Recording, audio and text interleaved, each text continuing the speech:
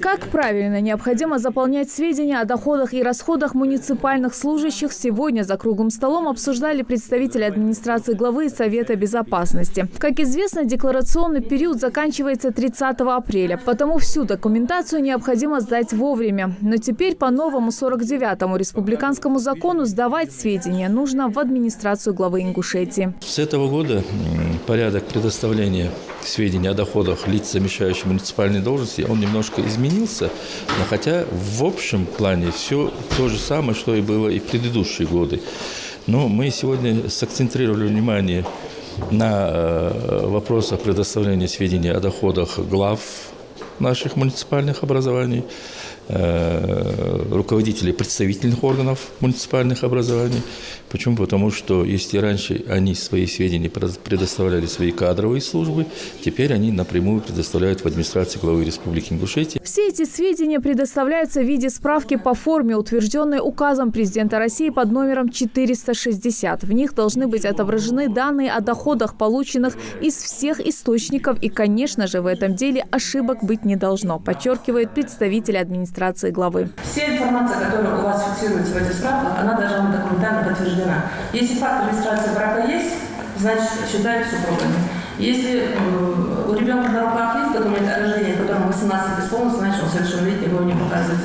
Если у вас на руках есть 2 НДФЛ, вы имеете право писать эти данные в справку. Если у вас есть выписка с банковского учреждения, вы показываете остатки по счету. Если у вас есть выписка с банковского учреждения, как называется наименование счета, остатки и все остальное, вы показываете. Если такого документа у вас на руках нет, справки вы заполнять не имеете права, потому что эту информацию вы просто так от себя написать не можете. Проверка всех сведений, предоставляемых данных, будет осуществляться по решению главы Ингушетии в лице уполномоченного структурного подразделения по профилактике коррупционных и иных правонарушений. Эта деятельность возложена на Совет безопасности республики.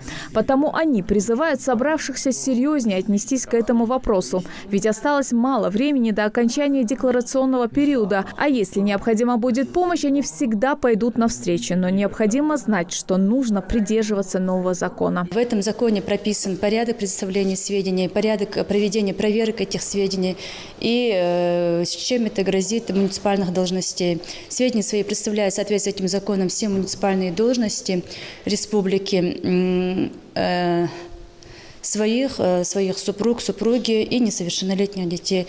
Это сведения о доходах, расходах, о обязательствах имущественного характера. В завершении встречи всем присутствующим разъяснили, что подлинники справок о доходах и расходах, об имуществе и обязательных имущественного характера лиц, замещающих муниципальные должности, поступившие в структурное подразделение по окончанию проверки, передаются в соответствующие кадровые подразделения органов местного самоуправления для приобщения к личным делам. Светлана Томова, Майрбек Мержоев. Новости 24.